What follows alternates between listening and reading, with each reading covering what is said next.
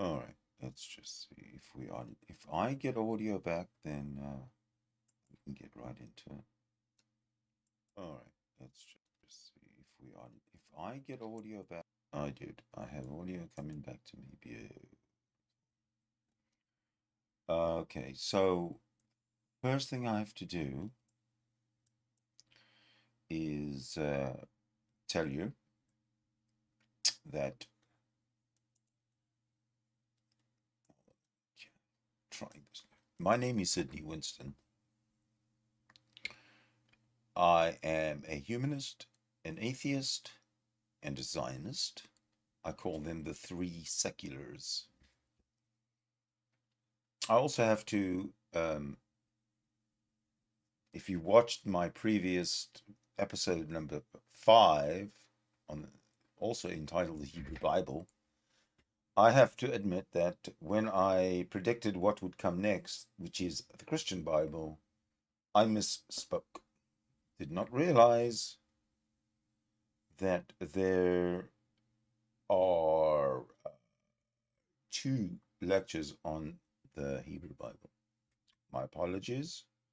The Christian Bible is lecture number 7, and many other lectures. Essentially, it looks to me like the Jewish view of evil that seems to end on lecture number 10. Islam is lecture number 11, and the whole Protestant, Catholic, evil, everything, a whole bunch of stuff just keeps on popping up later on. Augustine, we have Protestant theology post-World War II. We have Roman Catholic theology post-World War II. Jewish thought on evil post-World War II. So those 2 are all coming up as part of the 36. What I have to say as well, what I have messed up is I haven't put a contents, a list of chapters in each description, so you can sort of tell what's going on. I will fix that. Most likely not until after this particular chapter, which is number 6. So, again, I was wrong about this chapter. It is number 6. It is about the Hebrew Bible as well, but it's just a different aspect of the Hebrew Bible. So, not further ado-ing anything,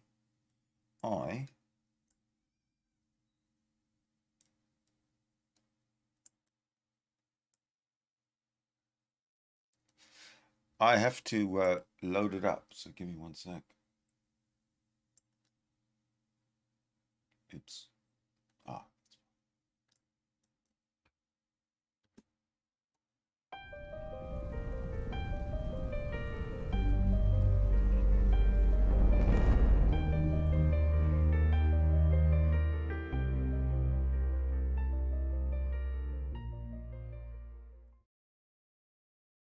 Welcome back. One major strand of the Hebrew Bible, the one we looked at in our last lecture, talks about evil as fundamentally a rebellion against God and God's good order.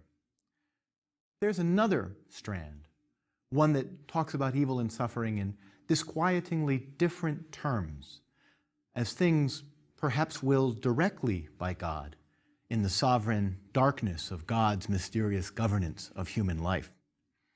This strand of the Bible raises questions about the nature of God's governance of human life and about the mystery of God's dispensing of both good and evil to humanity.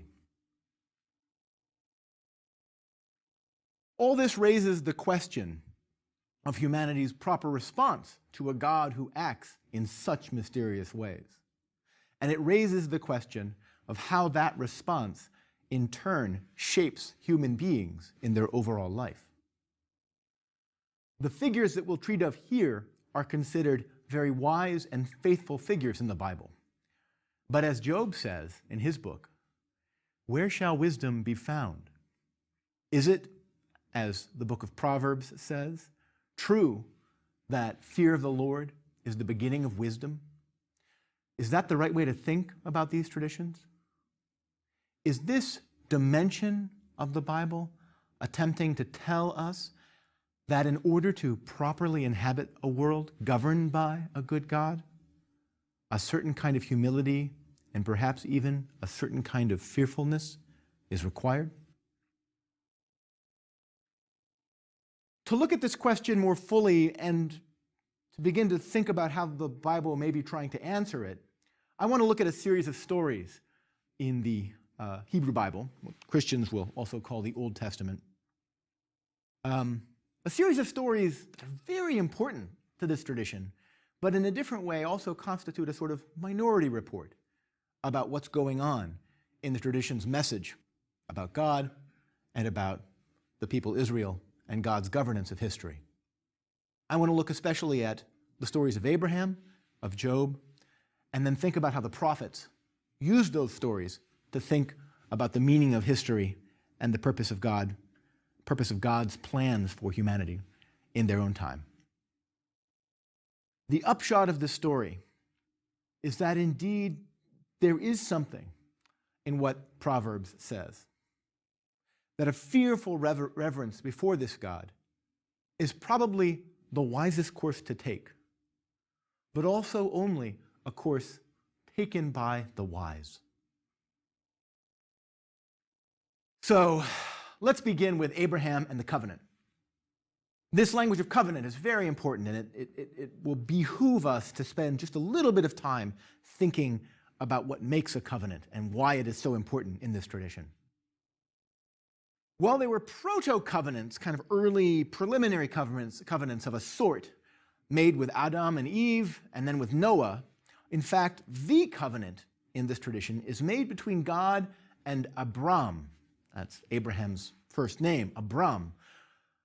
Abram, as a condition of this covenant, one of its formulations anyway, changes his name to Abraham, which is the father of many nations. Abraham's identity, that is, his very name, is given to him in accepting the covenant. Now, a covenant is not a contract. It's very different. Most basically, it's not because it is open-ended. It doesn't completely define the boundaries of the ethical relationship that it creates. Like a marriage, which is often talked about as a covenant talks about sharing in a journey for better or worse. It is powerfully committing for both sides, perhaps more powerfully committing than a contract, precisely because of its open-endedness. But it is disquietingly uncertain about where this will go. Again, much like a marriage. With a contract, you know what you're getting into, right? You buy a car, you're able to return it under certain conditions. With a covenant, not so much. The meaning of the covenant, the meaning of what it binds together, emerges only over and through the history of the relationship itself. A covenant, that is an act of faith and hope. Now, as for Abraham and Abraham's covenant with God, the covenant he affirms gives him his life. Insofar as it is a good covenant, it means he accepts and affirms the life it gives him, which he seems to do. But that life is not without its darkness either. And Abraham exemplifies a certain faithfulness precisely because he seems to live into that covenant in ways that are unpredictable, and he responds to God's surprises in that covenant in ways that are unpredictable as well. His story has multiple moments, and here I just want to focus on three. First, the story of Sodom and Gomorrah, right? This is a story about judgment and justice. God wants to destroy these towns because they are so full of sinners. And he tells Abraham this, hey, I'm going to go and flatten these towns. Abraham begs God to let the innocent be spared. And he asks God again and again, shall not the judge of all the earth do right? And indeed, God allows the innocent, Lot and his family, to be spared. This is a really crucial moment. God and Abraham are revealed to be not just in a covenant of power, but in an importantly ethical covenant. God has revealed in this behavior that God can be appealed to as a force for justice. This is a very important thing. Abraham now understands this God not just to be a good God for him, but also a good God for the cosmos. But then God goes and does something new. He asks Abraham to kill his son. Now this is the famous Akedah, the binding, the sacrifice of Isaac. Probably of the three Abrahamic faiths, this event is the one that both binds them all together and also torments each one of them individually, precisely because of the many confusing dimensions of this story. Right now in my world, in religious studies, we like to talk about the Abrahamic faiths, all three of them, Judaism, Christianity, Islam. We talk about them as the children of Abraham. This is the big phrase. I like the phrase. It's a nice phrase. But what we don't notice a lot, and what would be important to notice if we were to continue with this, is that God tells Abraham to kill his child. So what does that mean? Consider some of the details of this story. God asks Abraham to sacrifice Isaac. And not just Isaac, he says, Isaac, your son, your only son, whom you love. Those are formulaic statements on God's part, but they are also packing into what Abraham is being asked to do a certain density of drama that suggests that God knows what he's asking Abraham to do. To sacrifice Isaac means effectively to leave his family behind. Just as God had first asked Abraham to leave behind his family in Chaldea, where Abraham came from, and just as God asked Abram to leave behind his name and his identity and become Abraham. Indeed, because God had established the covenant with Abraham through Isaac and not through Ishmael, Abraham's other son, who he has shunned at this point, the call to sacrifice Isaac means that Abraham is being asked to sacrifice not just his name, after all, Abraham is glossed as meaning the father of many nations, but in some important way to sacrifice his own identity. To sacrifice Isaac is to sacrifice himself. Now, Abraham seems willing to obey this, but of course God's messenger stops him before the sacrifice is made, the angel of God. Angel, of course, in Greek is the word angelos, which just means messenger, right? So the messenger of God stops Abraham here. Now, scholars read this story as, at its base, a rejection of the practice of child sacrifice, which was widespread in the ancient Near East. But I think that is too shallow a reading. It seems deeper than that. The lesson seems to be this God is far more foreign to our notions of right and wrong than we at first took this God to be. Sometimes this God will act in ways that may seem intended to destroy us. And we can have no complaint about this, it seems, because everything we are, our name, our identity, our children, our family, everything is from this God. God possesses us all, in some ways, before we possess ourselves. And our response to these moments, when God does a terrible thing, will reveal how we understand the covenant.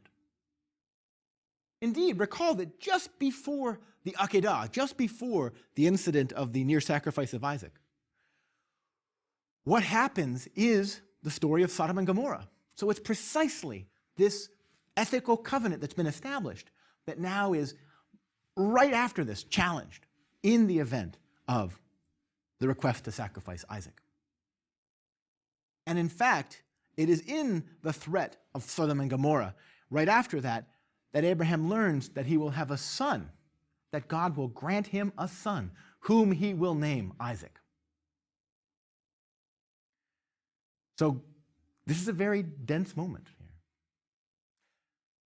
After the events of the near sacrifice, the Akedah, Abraham does not return to his first wife and Isaac's mother, Sarah, at her encampment at Hebron. He goes on instead to his second wife, Keturah's encampment at Beersheba. Perhaps that's understandable. Abraham and Sarah are not reported to speak again, nor are Abraham and Isaac. After this, Abraham's life rapidly moves towards its end. First, he secures a wife for Isaac in the story of his servant and Rachel at the well, thus securing the future of his family.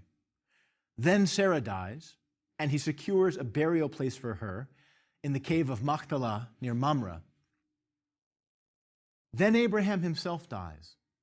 The division that had happened between his two sons, Isaac and Ishmael, is apparently resolved now, at least provisionally, when they bury Abraham in the same cave where Abraham buried Sarah. Thus, in a way, bringing the two brothers together and returning husband and wife together. Now, people wonder about the silence of Abraham in the face of the Akedah, in the face of God's command. There's no reported argument between him and Isaac, nor between him and Sarah, nor really between Abraham and God. Abraham doesn't suggest any resentment of God's command. There's something almost inhuman, something maybe superhuman. No, I think inhuman is better about this silence. There's something enormously profound that is present in Abraham, but that Abraham seems to know he cannot communicate. That is, he has some wisdom about this life and God's expectations for us in this life, that precisely because he can't share it, the rest of us can perceive it in that silence. What can we learn of this? One way to think more about this is to see a situation where words are used, plenty of words, in fact, but to very little effect. And that is the story of the book of Job. Now, the warning of Abraham's life that God's ways are not our own is made much more explicit still in the book of Job. Now, the book of Job is an interesting book because the proportion of action to dialogue is almost as skewed as it is in a kind of very strange art film. Very little happens in the book, but a lot of words are said, right? I don't know, maybe it's like Congress or something. But here's the basic story. Satan returns to God's court, right? Satan in the book of Job is seen as an angel who is used at times by God for certain activities. And he tells God, I have been up and down and to and fro upon the earth. And God says, well, did you see my wonderful servant Job, who's fantastic? And Satan said, of course I saw him. But there's no way in the world Job would be so nice if you made him suffer. And God says, you are crazy. Go and try. And so Satan goes down and inflicts a series of sufferings on Job. That's the prompting of the book. Job then sits, basically having lost his children, having lost his industry, his wealth, his home. He sits and is silent. And then his friends come and try to console him. And then, after their consolations fail, after he refuses their consolations, he is told by his friends and his wife to curse God and die. He refuses, but he still complains to God. And finally, out of the whirlwind, God speaks to Job and tells him effectively, my ways are not your ways. You cannot know, and it is better just to accept what has happened. Interestingly, the story of Job, the figure of Job, seems outside of the major narrative of the people Israel in the Hebrew Bible. He's not a descendant of Abraham anyway. Some ancient rabbis thought Job was a literary figment, actually, right? So 1,500, 1,800 years ago, certain scholars were saying, this is clearly a literary device, right, that we have in our scriptures here. That's a pretty remarkable thing for people 1,800 years ago to say. But others thought that Job was a wise man whom the pharaohs would consult. But all the book of Job itself says of him is that he was a man in the land of Uz, who was blameless, upright, fearing God, and turning away from evil. That's Job chapter 1, verse 1. There's something important about Job here, something about the universality of his condition. He is not marked out as a member of the people Israel. He's simply a human. And what's interesting about the book in general is that in some important ways, it seems to be a story about why you shouldn't try to solve evil, why you shouldn't try to investigate why these things happen to you. It's not that there aren't important questions to ask.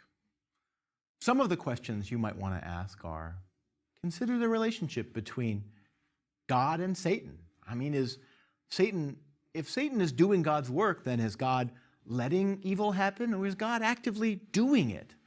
If God merely lets it happen anyway, isn't that the same as if God did it directly, since God is the ruler of the universe entirely? Questions like this raise a larger philosophical puzzle about what Job is about, that the role of the comforters, the figure of the comforters, actually bring up as well. The comforters who come to help Job, it's not clear whether they're there to help Job or rather help themselves. They play a huge role in the story. And what they are trying to do, in a sense, is find some explanation for Job's suffering. In a way, what the comforters are doing is standing in the role of the readers themselves of the book of Job. Because the readers are almost certain to want to offer some kind of explanation for why this has happened to Job. And so what the comforters do is give the readers a voice in the book, right? And what they're trying to do is find some way to bring the apparent irrationality of the punishment into the realm of the intelligible, perhaps even the justifiable. In any event, they think more endurable.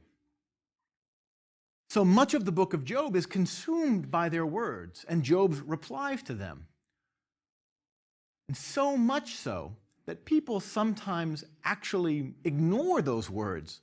They think that they're just getting in the way. They're clouding the action of the book of Job because they think that nothing happens there. That's just people talking. That's not very important. We have to go back to the action, right?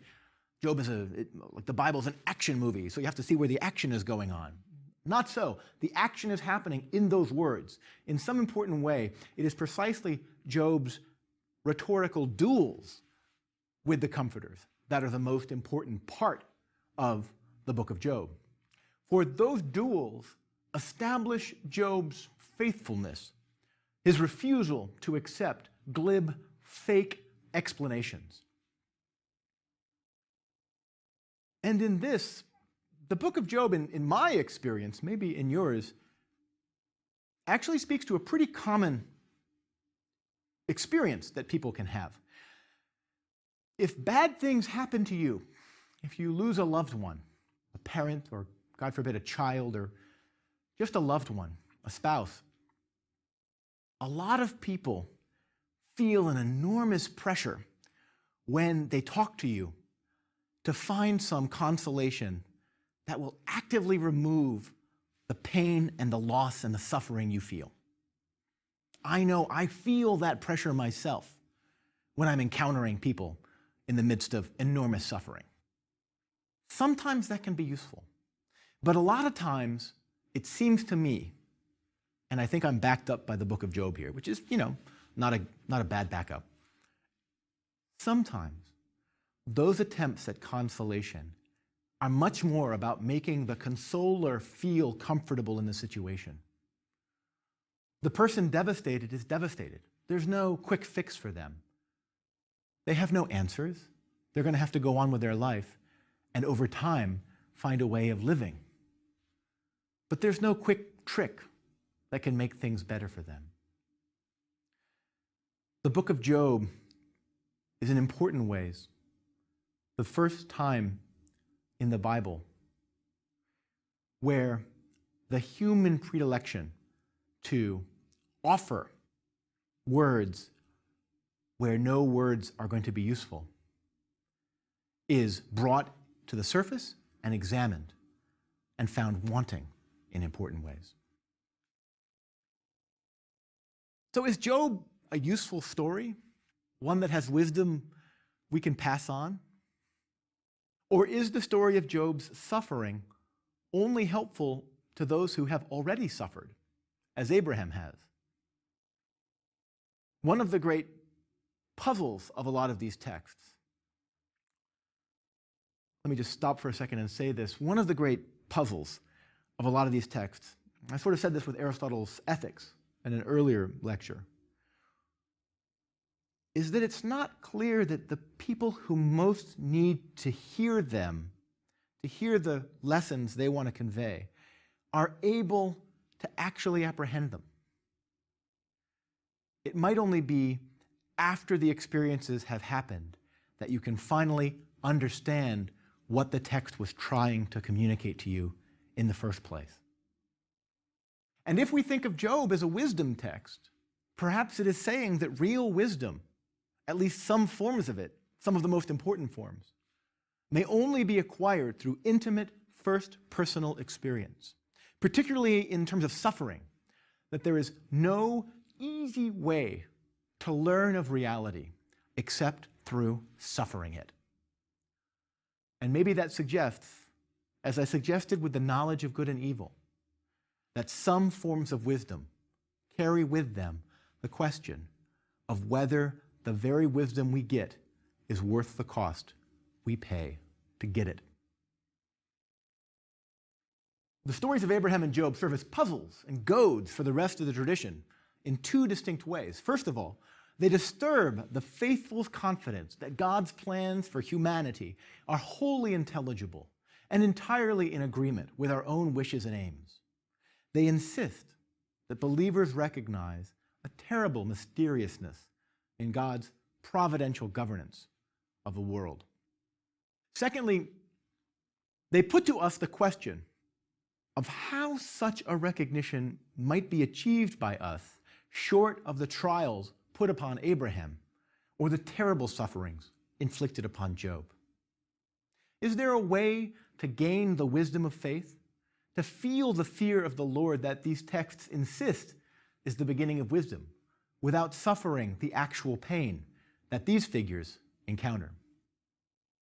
Again, as we've seen before and will see again, the question here is more general than that for us. Can armchair theoretical reflection get us useful knowledge about suffering and evil?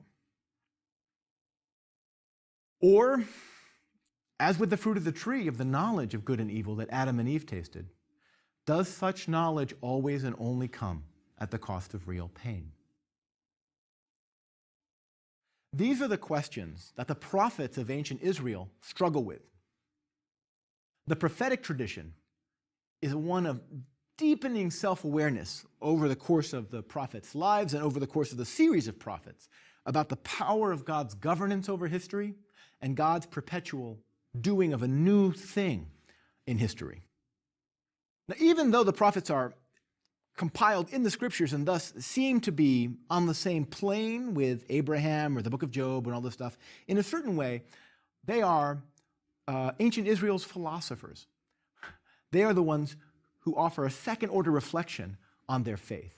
They're the first theologians, as it were, the first to take the deposit of faith and to try to figure out, with that deposit, what is God doing now?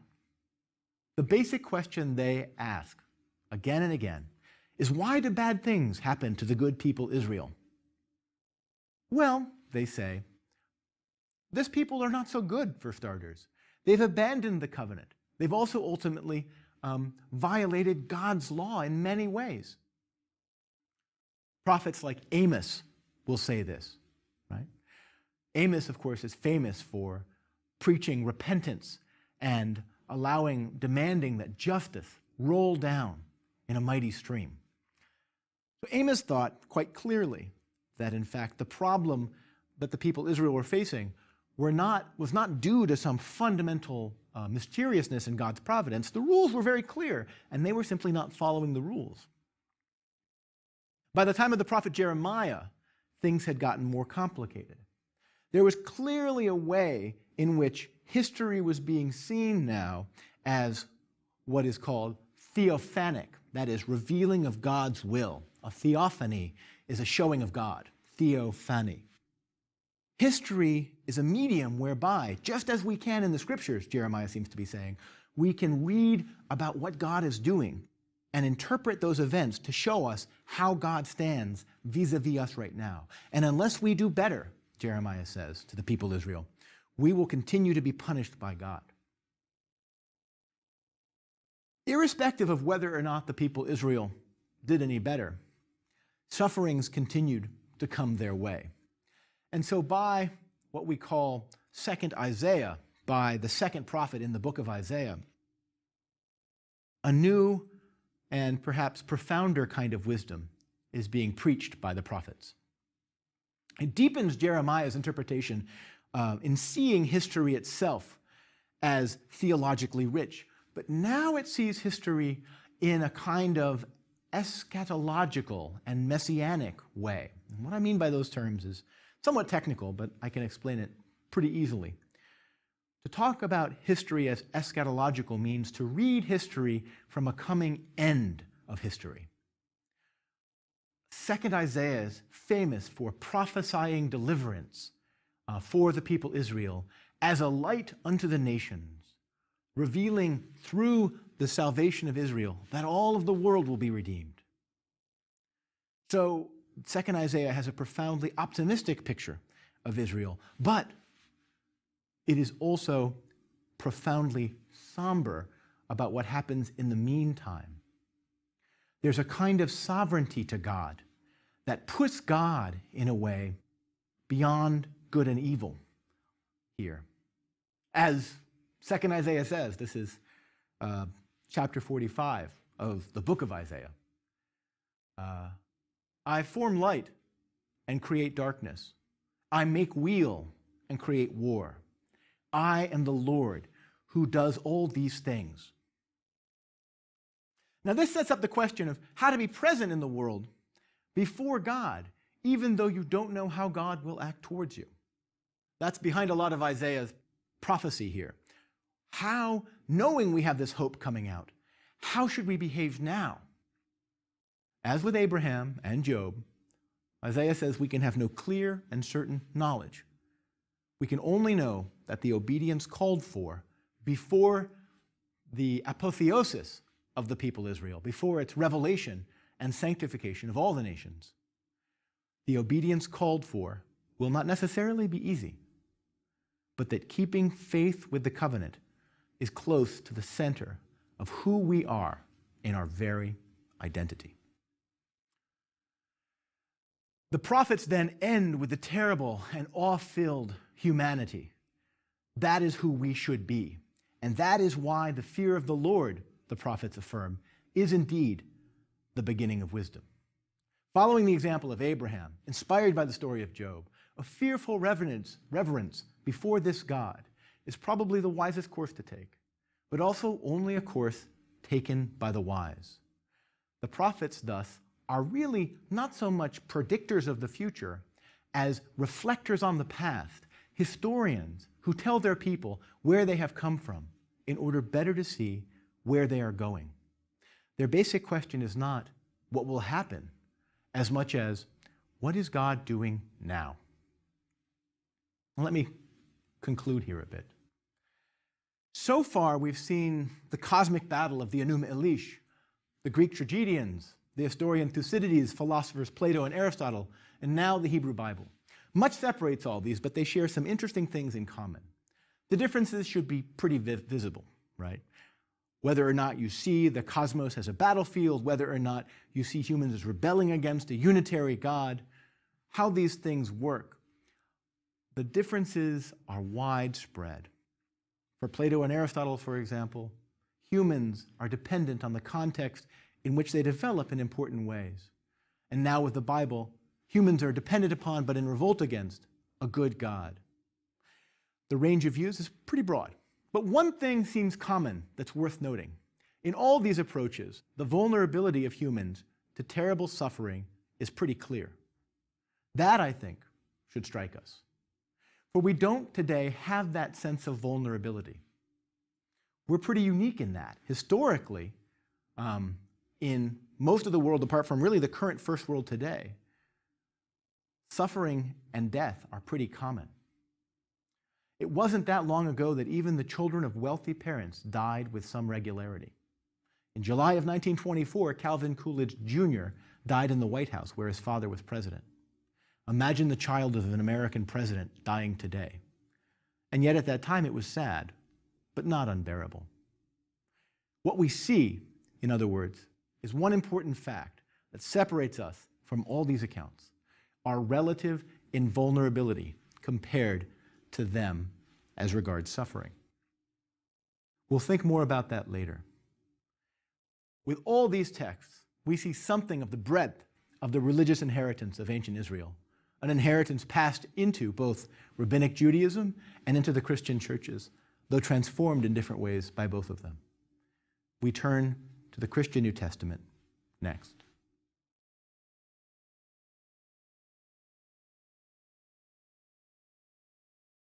Excellent. Thank you for watching all the way to the end. My name is Sidney Winston. I am an atheist, a humanist, and a Zionist. Not necessarily in that order. I am a humanist, an atheist, and a Zionist. I call them the three seculars. We'll get into that in future episodes. Thank you for watching.